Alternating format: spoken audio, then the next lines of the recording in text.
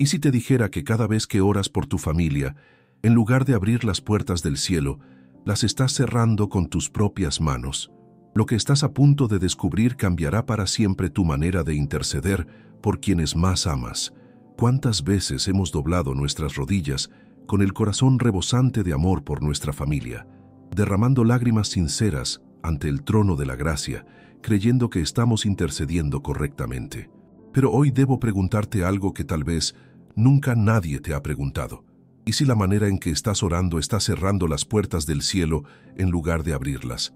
Amados hermanos y hermanas, me encuentro ante ustedes con un corazón lleno de reverencia y temor santo, porque el tema que abordaremos hoy no es uno más entre tantos. Es un asunto de vida o muerte espiritual para aquellos que más amamos en este mundo. Charles Spurgeon, aquel príncipe de los predicadores cuya voz todavía resuena a través de los siglos, nos advirtió con sabiduría penetrante que no basta con orar, sino que debemos orar correctamente, conforme a la voluntad divina y no según nuestros propios deseos.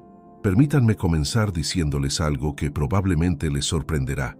Durante años, miles de creyentes sinceros han elevado peticiones al cielo por sus familias, por sus hijos, por sus esposos, por sus padres, creyendo firmemente que están cumpliendo con su deber cristiano.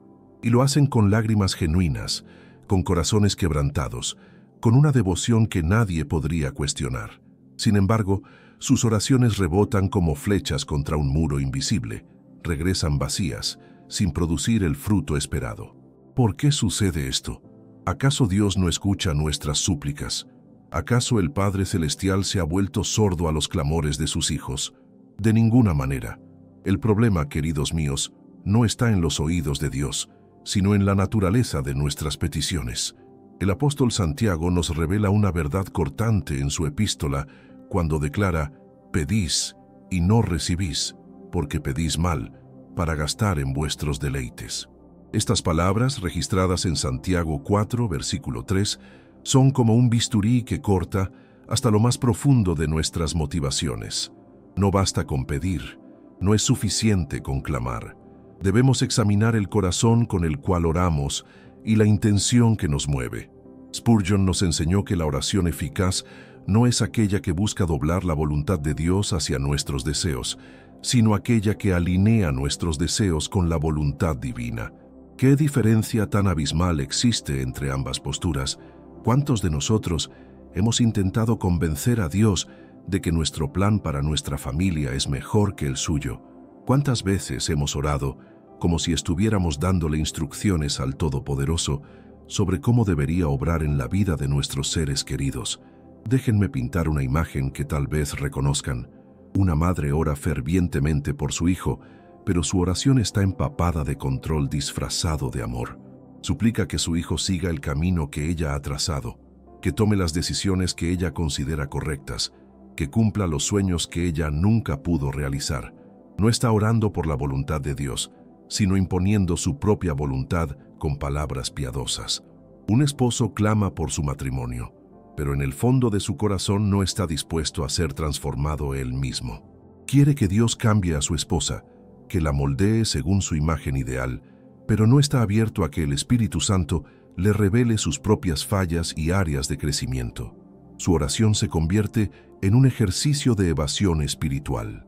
Escuchen estas palabras del profeta Isaías en el capítulo 59, versículo 2. «Pero vuestras iniquidades han hecho división entre vosotros y vuestro Dios, y vuestros pecados han hecho ocultar de vosotros su rostro para no oír». Aquí encontramos una verdad solemne y al mismo tiempo liberadora. Nuestras propias iniquidades, nuestros pecados no confesados, nuestras actitudes incorrectas pueden crear un velo entre nosotros y el trono de la gracia. ¿Cómo podemos orar efectivamente por la salvación de nuestros hijos si nosotros mismos vivimos en hipocresía?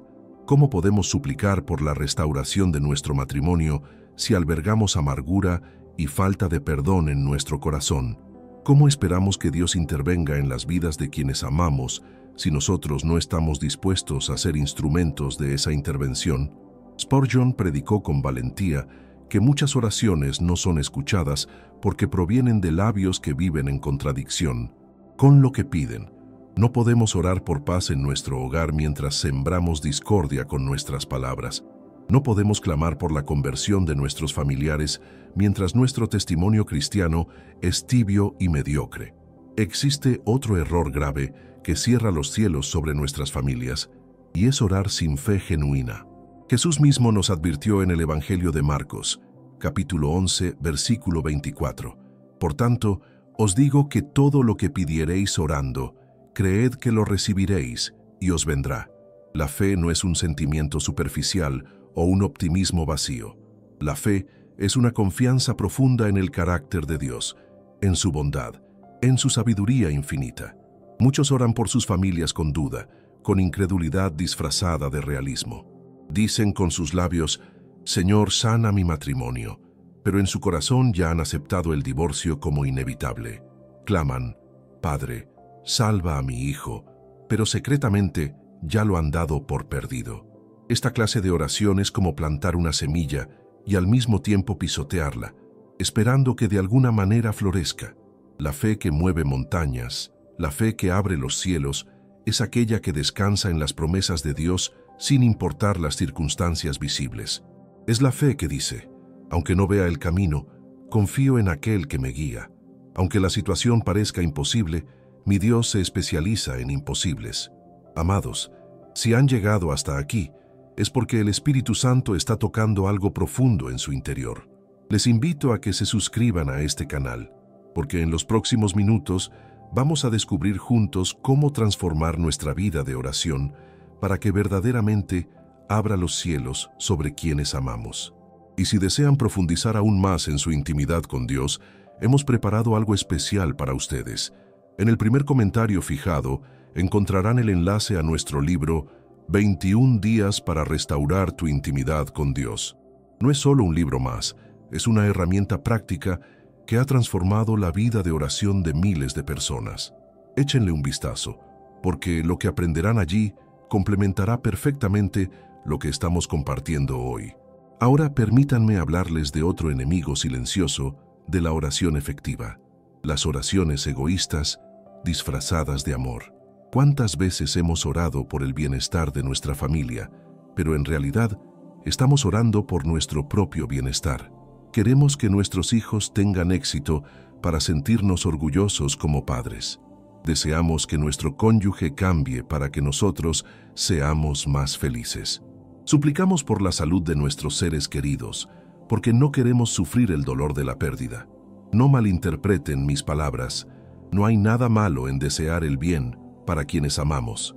El problema surge cuando nuestras oraciones están centradas en nosotros mismos en lugar de estar centradas en la gloria de Dios y el verdadero bien espiritual de nuestras familias. El verdadero bien no siempre es comodidad, prosperidad o ausencia de problemas. A veces, el verdadero bien es el fuego refinador que purifica el carácter.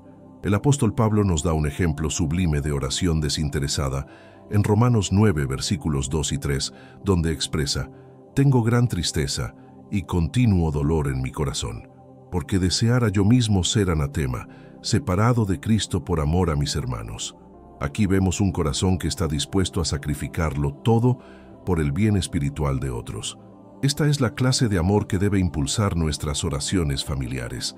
Cuando oramos con este tipo de amor sacrificial, cuando verdaderamente ponemos el bien espiritual de nuestros seres queridos por encima de nuestra propia comodidad, cuando estamos dispuestos a ser parte de la respuesta, aunque nos cueste todo, entonces nuestras oraciones adquieren un poder extraordinario. Los cielos se abren, los ángeles se movilizan, el Espíritu Santo comienza a obrar de maneras que nunca imaginamos. Ahora debemos adentrarnos en un territorio aún más profundo y desafiante. Hay un tipo de oración que cierra los cielos de manera casi imperceptible, tan sutil que muchos creyentes sinceros nunca se dan cuenta de que están cayendo en esta trampa espiritual. Me refiero a las oraciones que nacen del temor y no de la fe. El temor es uno de los enemigos más antiguos y destructivos de la vida de oración.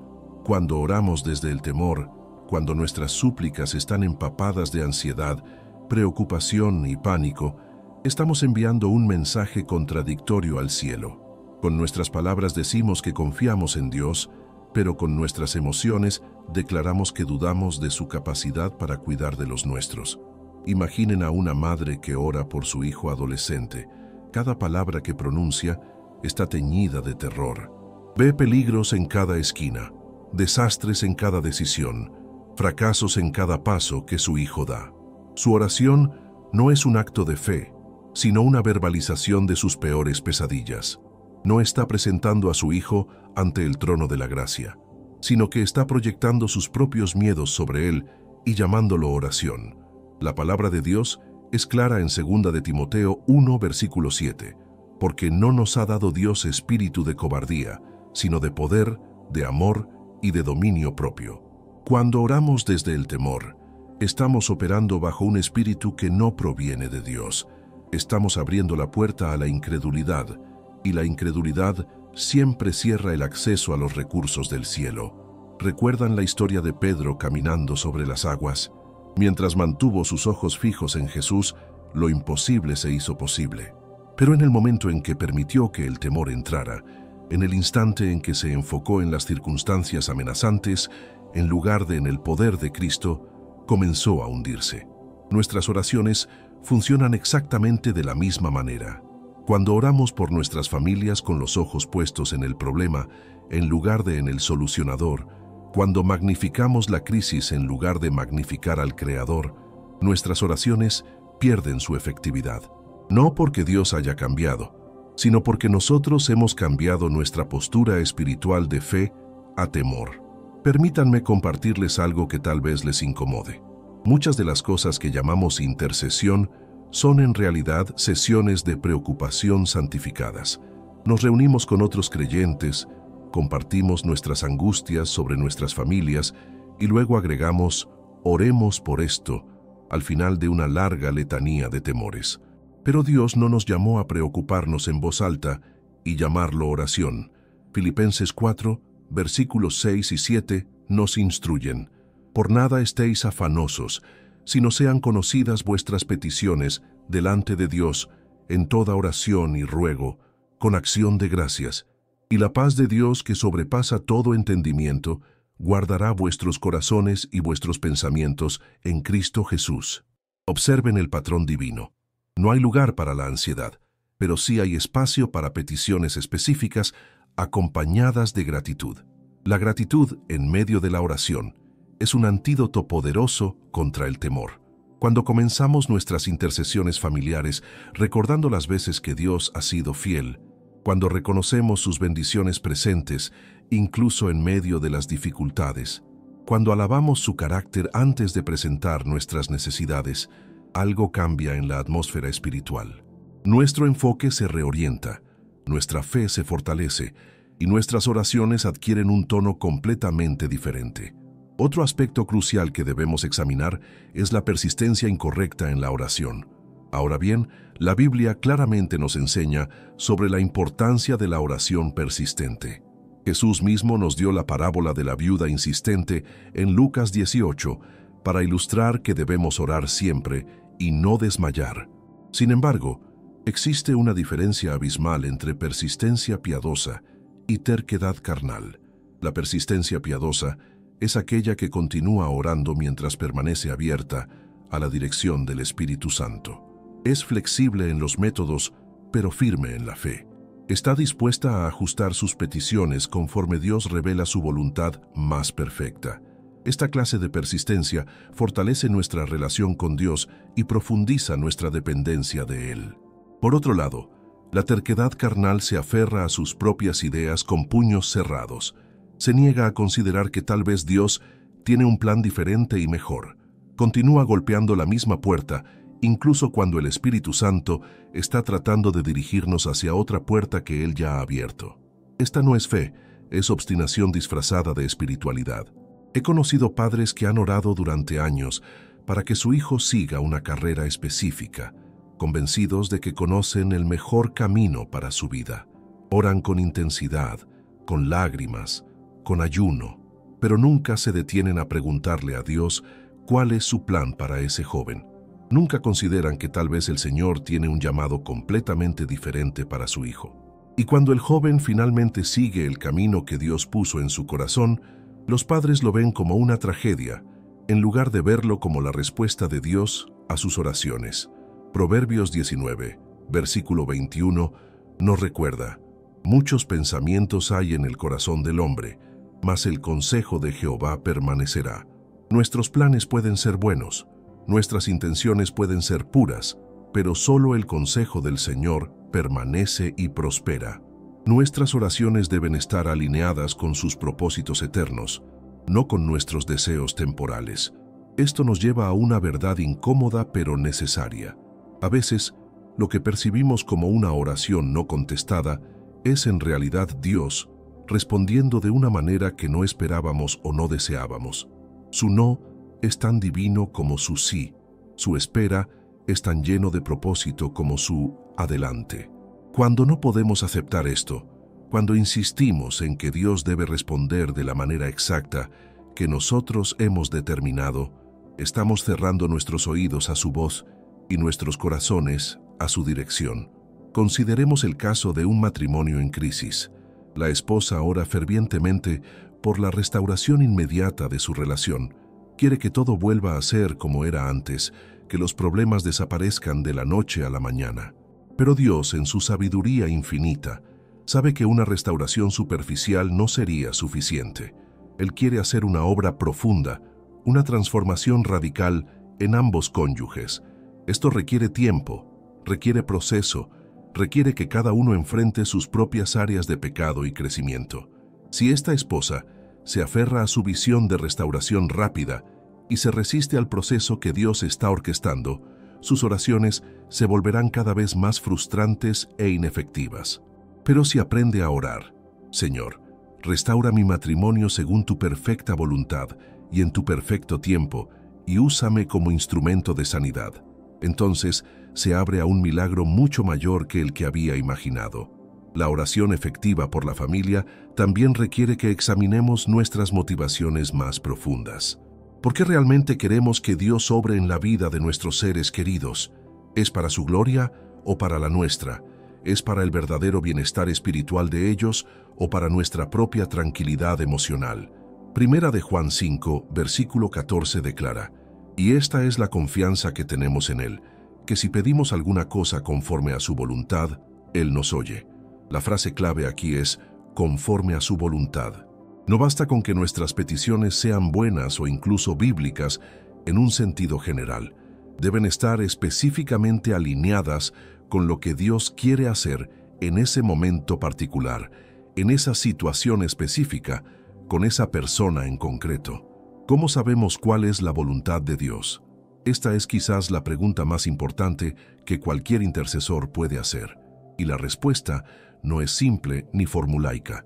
Conocer la voluntad de Dios requiere una relación íntima con Él, requiere tiempo en su presencia, requiere sensibilidad al Espíritu Santo, requiere conocimiento profundo de su palabra.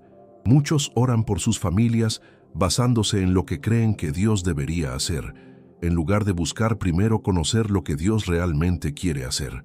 Traen sus planes a Dios y le piden que los bendiga, en lugar de buscar sus planes y pedir ser parte de ellos. Esta inversión de papeles es uno de los motivos más comunes por los cuales las oraciones familiares carecen de poder. Hay otro obstáculo significativo que impide que nuestras oraciones familiares lleguen al trono de Dios, y es algo que rara vez se menciona en los púlpitos modernos. Me refiero a la falta de arrepentimiento genuino y la negativa a perdonar. Estos dos elementos están profundamente entrelazados y actúan como cadenas que atan nuestras oraciones a la tierra, impidiendo que asciendan al cielo. Jesús fue absolutamente claro sobre este punto. En el Evangelio de Marcos 11, versículos 25 y 26 nos enseña: y cuando estéis orando, perdonad, si tenéis algo contra alguno, para que también vuestro Padre que está en los cielos os perdone a vosotros vuestras ofensas. Porque si vosotros no perdonáis, tampoco vuestro Padre que está en los cielos os perdonará vuestras ofensas. Estas palabras no son una sugerencia amable, son un requisito absoluto para la oración efectiva. ¿Cuántos de nosotros hemos tratado de orar por la restauración de nuestra familia mientras albergamos resentimiento contra algún miembro de esa misma familia. Queremos que Dios obre milagros en nuestro hogar, pero nos negamos a soltar la amargura que guardamos contra nuestro cónyuge por palabras hirientes dichas en el pasado.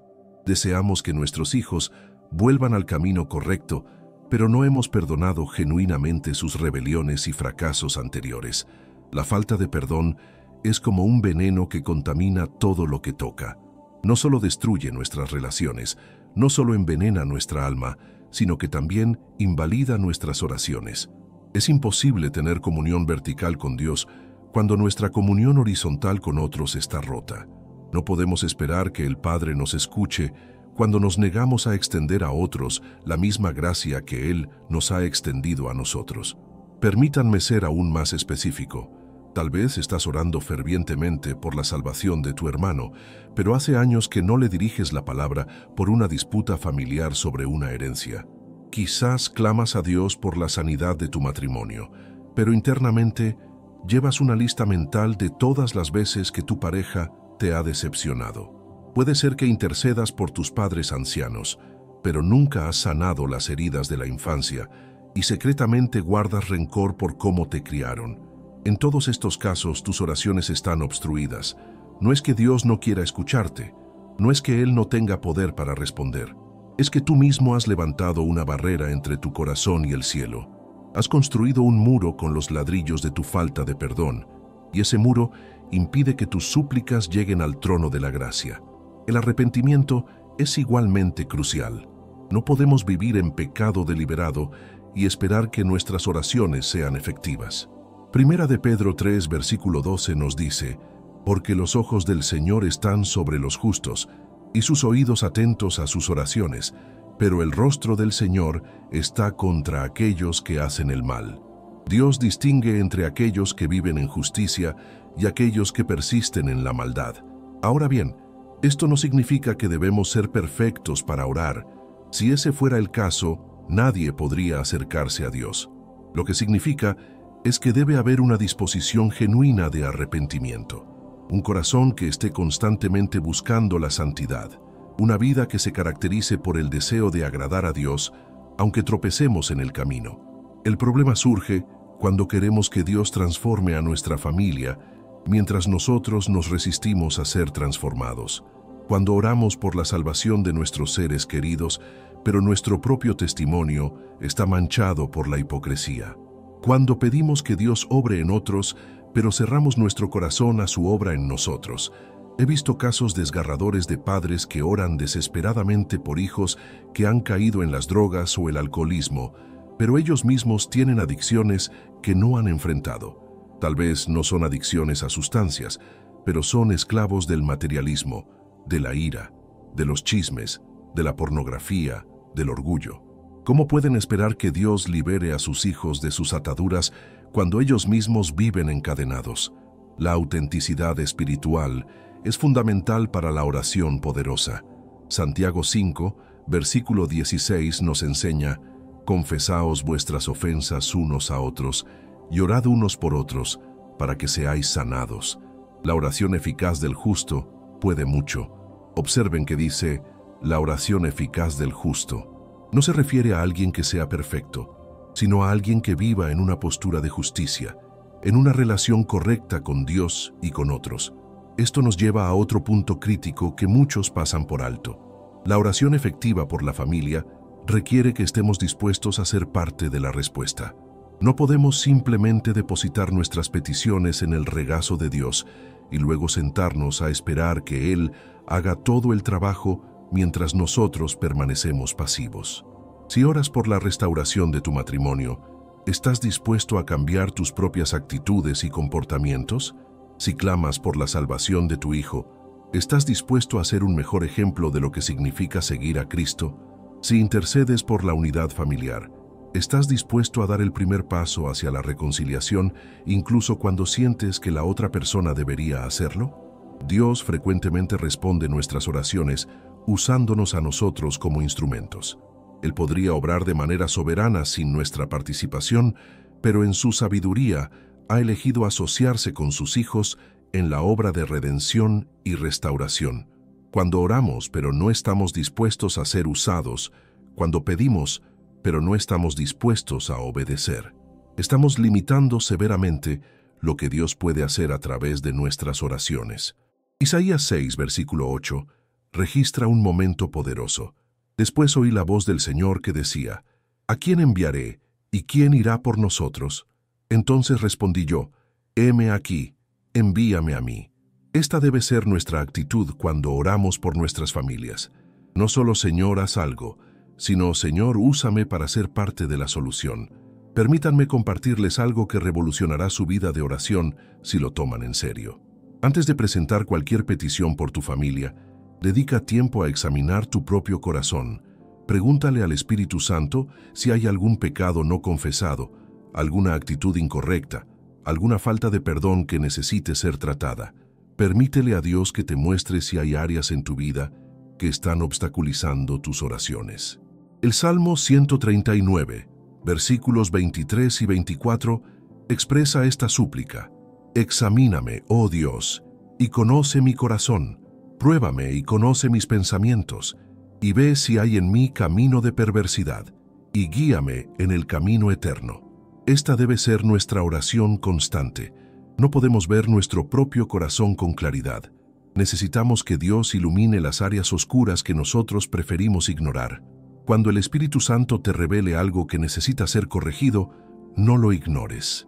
No lo justifiques, no lo minimices. Arrepiéntete genuinamente y toma pasos concretos para cambiar.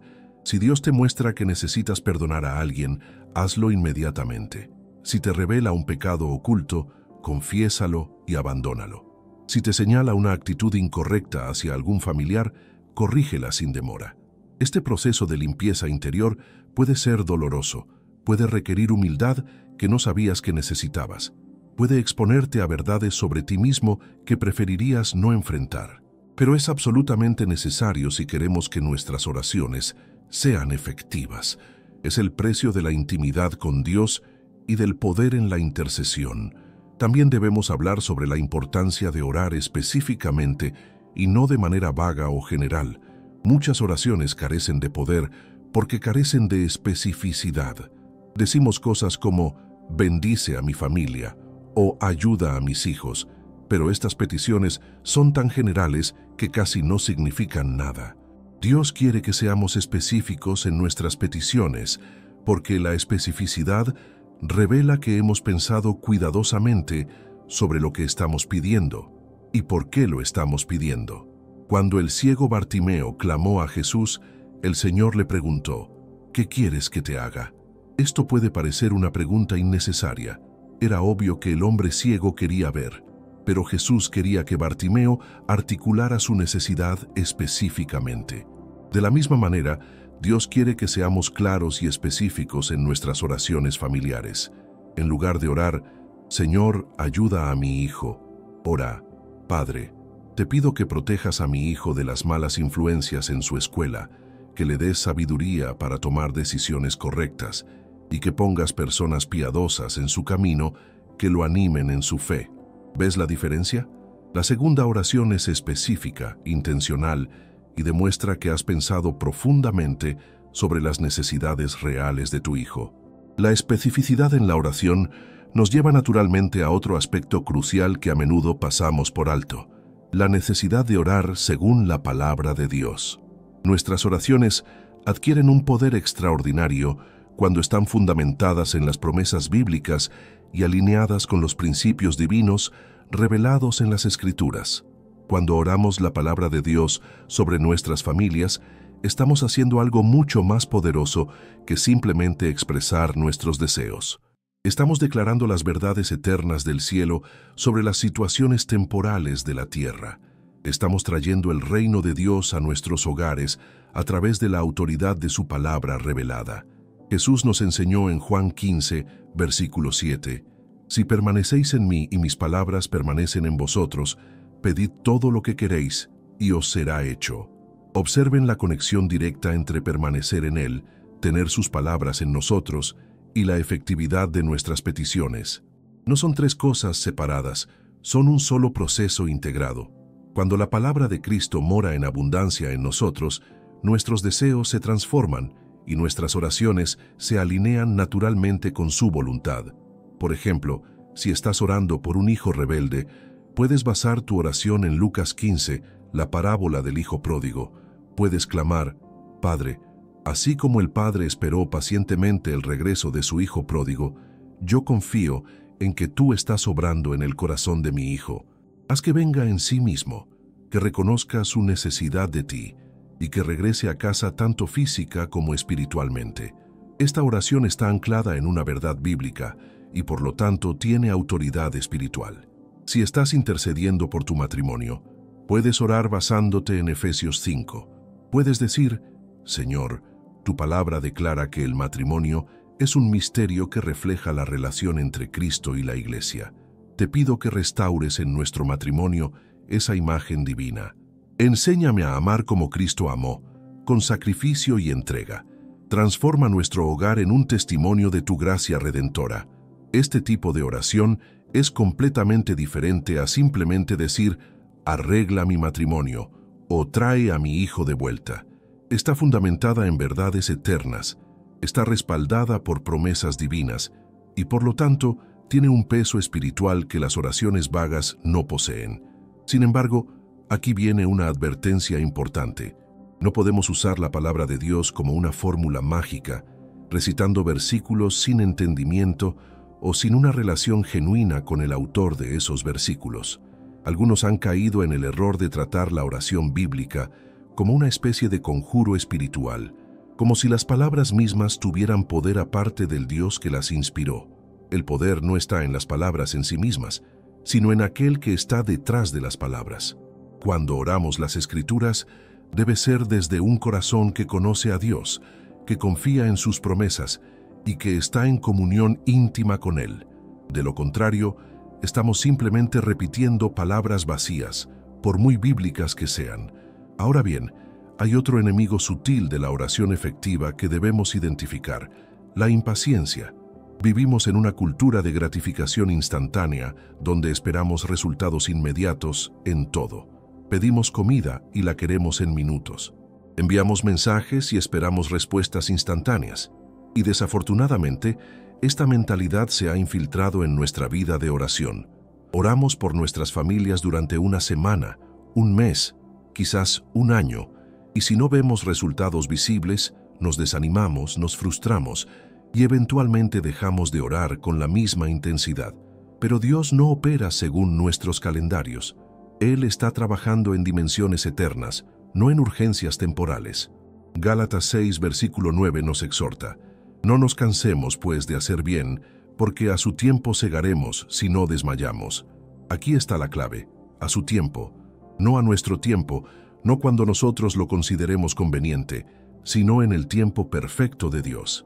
Y durante ese tiempo de espera no debemos desmayar, no debemos rendirnos, no debemos permitir que la desesperanza apague el fuego de nuestra intercesión. La historia de Ana en 1 Samuel es un ejemplo hermoso de perseverancia en la oración. Año tras año, ella subía al templo y clamaba a Dios por un hijo. Año tras año, su petición parecía no ser escuchada, pero ella no se rindió, y cuando finalmente Dios respondió, no solo le dio un hijo, le dio a Samuel, uno de los profetas más grandes de Israel. Su espera no fue en vano, su perseverancia fue recompensada más allá de lo que podía imaginar. Tal vez has estado orando por la salvación de tu esposo durante años sin ver cambio alguno. Quizás has intercedido por la restauración de la relación con tu hijo durante tanto tiempo que casi has perdido la esperanza. Tal vez has clamado por la sanidad de tu matrimonio hasta que tus lágrimas se han secado. No te rindas. Dios está obrando incluso cuando no puedes ver evidencia de ello. Recuerda que estamos luchando contra fuerzas espirituales, no solo contra circunstancias naturales.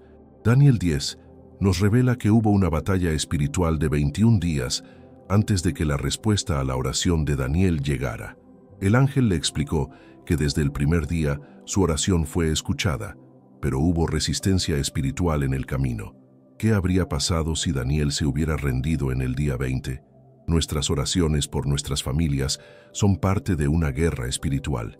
Cada vez que oramos, Estamos peleando contra las tinieblas que quieren destruir a nuestros seres queridos. Efesios 6, versículo 12 nos recuerda: porque no tenemos lucha contra sangre y carne, sino contra principados, contra potestades, contra los gobernadores de las tinieblas de este siglo, contra huestes espirituales de maldad en las regiones celestes. Cuando entendemos que estamos en una batalla, nuestra perspectiva sobre la oración cambia completamente. Ya no es simplemente pedir algo y esperar que suceda, es participar activamente en la guerra espiritual por las almas de aquellos que amamos, y en una guerra, la persistencia es vital. Los soldados no se rinden después de la primera batalla perdida, continúan peleando hasta que se logra la victoria. También debemos hablar sobre la importancia de la alabanza y la adoración en medio de nuestra intercesión familiar. Muchos creyentes solo acuden a Dios con peticiones, convirtiendo su tiempo de oración en una sesión de súplicas interminables. Pero la verdadera oración bíblica incluye alabanza, adoración, acción de gracias y no solo peticiones. El Salmo 100, versículo 4 nos instruye: entrad por sus puertas con acción de gracias, por sus atrios con alabanza, alabadle, bendecid su nombre. Observen el orden: primero la acción de gracias y la alabanza, luego entramos a su presencia. La alabanza prepara nuestro corazón para la oración efectiva, nos saca de nuestro enfoque en los problemas y nos centra en la grandeza de Dios. Cuando comenzamos nuestras intercesiones familiares con alabanza, algo poderoso sucede en el reino espiritual. Segunda de Crónicas 20 nos muestra cómo el pueblo de Judá, enfrentando una batalla imposible, puso a los cantores al frente del ejército para alabar a Dios. Y mientras alababan, Dios peleó por ellos y obtuvieron una victoria sobrenatural. La alabanza no es simplemente un preludio agradable antes de la oración real, es una forma poderosa de guerra espiritual. Cuando alabamos a Dios en medio de las dificultades familiares, cuando declaramos su fidelidad a pesar de las circunstancias contrarias, cuando magnificamos su nombre por encima de nuestros problemas, estamos tomando una postura de fe que desata el poder del cielo. Imagina que estás atravesando una crisis matrimonial severa. Todo en ti quiere enfocarte en el problema, en el dolor, en la aparente imposibilidad de la situación. Pero si comienzas tu tiempo de oración alabando a Dios por su fidelidad, recordando las veces que Él ha sido tu refugio, declarando su capacidad de hacer lo imposible, tu perspectiva comienza a cambiar, tu fe se fortalece, tu esperanza se renueva y tus oraciones se vuelven más poderosas. Esto no es negar la realidad de la situación, no es un pensamiento positivo superficial, es una decisión deliberada de poner tu enfoque en aquel que es mayor que cualquier problema que enfrentes. Es elegir creer que el Dios que abrió el Mar Rojo puede abrir un camino en tu matrimonio, que el Dios que resucitó a Lázaro puede resucitar relaciones que parecen muertas, que el Dios que transformó a Saulo el perseguidor en Pablo el apóstol puede transformar a tu hijo rebelde en un siervo fiel. Finalmente, en esta sección debemos abordar algo que puede ser controversial, pero es absolutamente necesario. A veces, nuestras oraciones no son contestadas porque estamos orando por cosas que Dios sabe que no son buenas para nosotros o para nuestras familias. En su misericordia, Él nos protege de nuestras propias peticiones equivocadas. Amados hermanos y hermanas, hemos recorrido juntos un camino profundo y desafiante.